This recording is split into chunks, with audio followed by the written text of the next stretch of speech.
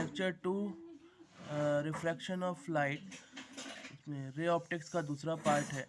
इसमें रिफ्रैक्शन के बारे में बताते हैं। रिफ्रैक्शन क्या होता है कि जब लाइट एक मीडियम से दूसरे मीडियम में जाती है तो एक ट्रांसपेरेंट मीडियम से दूसरे ट्रांसपेरेंट मीडियम में, तो एक मीडियम से दूसरे मीडियम जाते समय क्या होता है कि लाइट का कुछ पार्ट उसके उसी मीडियम में वापस लौट जाता है और कुछ पार्ट उसका दूसरे मीडियम में चला जाता है और उसका रास्ता भी बदल जाता है।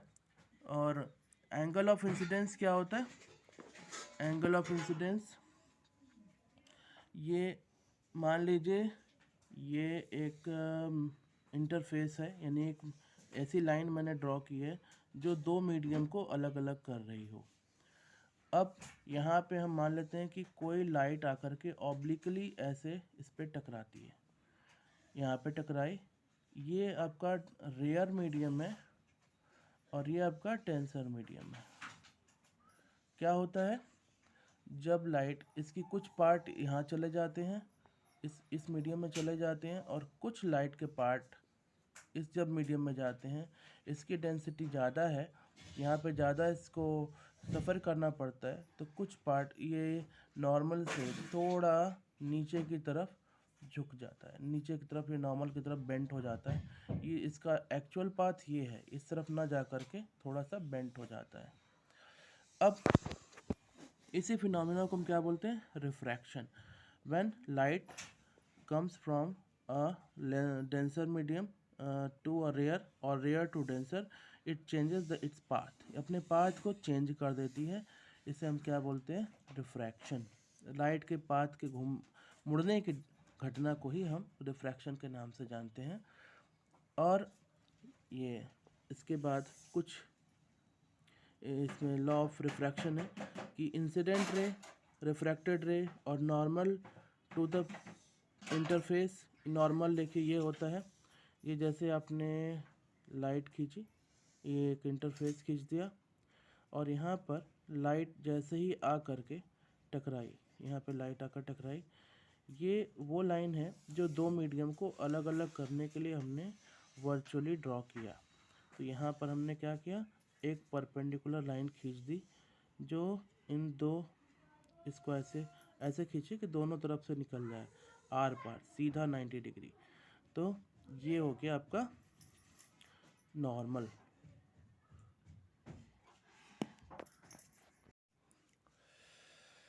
आगे इंसिडेंट रे, रिफ्लेक्टेड रे और इन दोनों को सेपरेट करने वाली लाइन नॉर्मल सब एक ही प्लेन में होते हैं। प्लेन का मतलब क्या होता है? जो प्लेन का मतलब न बहुत लोग नहीं जानते। प्लेन का मतलब होता है कि जैसे कोई भी ऐसा सरफेस हो जहाँ पे अगर आप दो पॉइंट ले लें, उनको मिलाएं तो एक सीधी लाइन आप खींच सकें। दीवार पे आप सामने दो पॉइंट रखेंगे, उनको मिलाएंगे तो उनसे भी पॉइंट से लाइन खींच सकते हैं। अब दूसरा लॉ क्या है स्नेल का, कि इंसिडेंट रे का साइन, इंसिडेंट रे एंगल का साइन जो कि नॉर्मल से बनता है, जिसको कि हम इस तरह से दिखा सकते हैं, साइन ऑफ इंसिडेंट रे, ये इस तरीके से, ये नॉर्मल हो गया, ये इंसिडेंट रे हो गया, ये साइन ऑफ इंसिडेंट एंगल। और ये रिफ्रैक्टेड एंगल ये यहाँ से लेंगे, इसका साइन का रेशियो रिफ्रैक्टिव इंडेक्स के बराबर होता है। What is refractive index? Refractive index ये बताता है कि अगला मीडियम आपका ज़्यादा डेंसर है और कि नहीं। ये आपका पहला मीडियम और ये इसका दूसरा मीडियम, यानी आप निकालने जा रहे हैं दूसरे मीडियम का, इसलिए वो एन के पास है, और जिस मीडियम से वो लाइट आपके दूसरे मीडियम में एंटर कर रही है वो आगे की तरफ लिखते हैं। आगे बढ़ते हैं और कुछ इसके एग्जांपल्स देते हैं। N21 को ये तुमने बता ही दिया आपको कि अगर N21 यानी कि रिफ्रैक्टिव इंडेक्स दूसरे मीडियम का ज़्यादा हुआ, यानी वहाँ पे लाइट की स्पीड घट जाएगी और लाइट थोड़ा ज़्यादा बेंड होगा। और अगर N21 यानी कि दूसरे मीडियम का रिफ्रैक्टिव इंडेक्स एक से छोटा है तो एंगल ऑफ रिफ्रैक्शन क्या हो जाएगा, 1 से, ये एंगल ऑफ रिफ्रैक्शन आपका बड़ा हो जाएगा। और एंगल ऑफ रिफ्रैक्शन जब बड़ा हो जाएगा तो उस कंडीशन में हम कहेंगे कि लाइट नॉर्मल से थोड़ा दूर जाएगी। वो आपको ग्राफ कुछ इस तरीके से दिखाई देगा। ये नॉर्मल ये इधर आ रही है, इसका ये ओरिजिनल पाथ है, ये इधर की तरफ घूम जाएगी, ये एंगल थोड़ा बड़ा हो जाएगा। और अब कुछ एग्जांपल दिखाते हैं आपको। ये ग्लास स्लैब है, यहाँ से लाइट इसमें एंट्री कर रही, ये यहाँ से लाइट एंट्री किया, लाइट एंट्री करने के बाद ये इसका ओरिजिनल पाथ है और ये हमने नॉर्मल खींचा है। Normal perpendicular to the surface होता है। ये हम एक तरह से कह सकते हैं कि वो इंटरफेस है जो दो मीडियम को अलग कर रहा है। रेयर मीडियम हो गया, ये आपका डेंसर मीडियम हो गया। जब लाइट रेयर से डेंसर में जाएगा तो थोड़ा सा बेंट होगा, तो यहाँ से देखेंगे कि ये एंगल उतना नहीं रह जाता जितने वर्टिकली अपोजिट होना चाहिए। ये दोनों एंगल आई और आई सेम होना चाहिए, लेकिन ऐसा नहीं है। जब इसमें गया तो थोड़ा सा कम हो जाता है, ये थोड़ा सा झुक गया। फिर यहाँ डेंस से रेयर में जाता है तो ये आर की वैल्यू जो है बड़ी हो जाती है।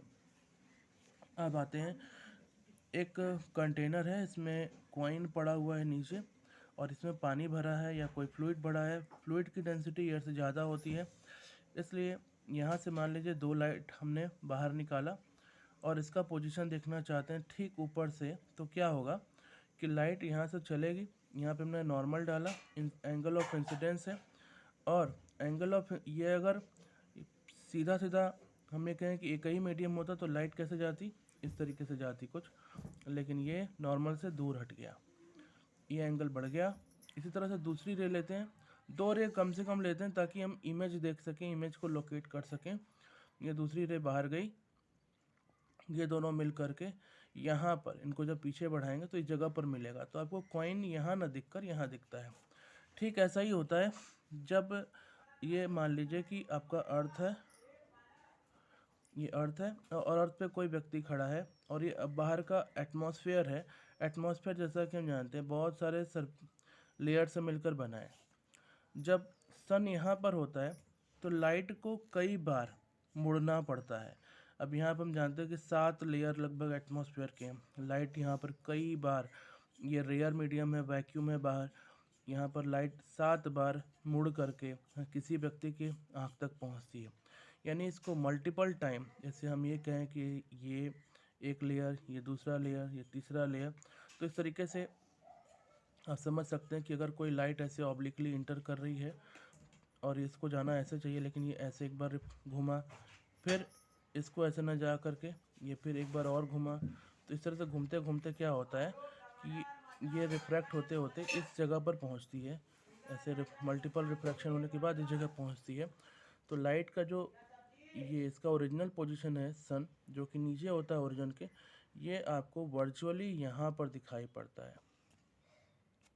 Sorry for blur image. Next point, इसी तरह से हम अब बात करते हैं टोटल इंटरनल रिफ्लेक्शन की बात करते हैं। टोटल इंटरनल रिफ्लेक्शन क्या होता है, इसको समझने में थोड़ा सा दिक्कत लोगों को होती है कि मान लीजिए किसी डेंस मीडियम में हम, not in rare but in dense medium, ये घना होना चाहिए, हवा से घना। दो मीडियम जिनको हम कंपेयर करना चाहते हैं, तो एक डेंस होना चाहिए, एक रेयर होना चाहिए। डेंस यानी कि जैसे हवा हो गया, पानी हो गया, या फिर ग्लास हो गया। तो डेंस मीडियम में मान लीजिए कि लाइट, यहाँ पे पहले से एक नॉर्मल ड्रॉ कर लेते हैं, एक धीरे धीरे से एंगल ऑफ इंसिडेंस हम बढ़ाते चलते जाते हैं। तो एक समय ऐसा आता है कि लाइट इस मीडियम में जाने के बजाय, ऐसे जो रिफ्रैक्शन करके जाती है, इधर जाने के बजाय इधर की तरफ मुड़ जाए, तो इसको हम बोलते हैं कि इस जगह पर ये क्रिटिकल एंगल आ गया, कि लाइट न जा कर के दूसरे मीडियम में, इसी मीडियम में रुक जाती है, एक तरह से कहें फंस सी जाती है। और अगर हम क्रिटिकल एंगल से वैल्यू थोड़ी सी बढ़ा देते हैं तो ये लाइट वापस इसी मीडियम में लौटने लगती है, यहाँ पर रिफ्लेक्शन स्टार्ट हो जाता है।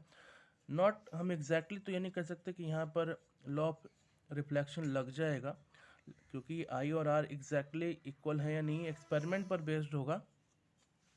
अब एंगल ऑफ ये तो डेफिनेशन हमने दिया है। क्रिटिकल एंगल वाटर के लिए होता है 48.75 डिग्री, क्राउन ग्लास के लिए होता है 41.14 डिग्री, और डायमंड के लिए होता है 24.41 डिग्री। इसीलिए इसका क्रिटिकल एंगल जितना कि हम डेंस मीडियम में लाइट को के लिए लेते हैं, लगभग 30 डिग्री होना चाहिए रिफ्रैक्शन के लिए, तो 30 से भी कम है। इसीलिए डायमंड में जब लाइट रहती है तो ये कई बार मल्टीपल रिफ्लेक्शन होने के बाद, इंटरनल रिफ्लेक्शन का कई बार होता है, इसलिए डायमंड बहुत शाइन करता है। Thank you. और आगे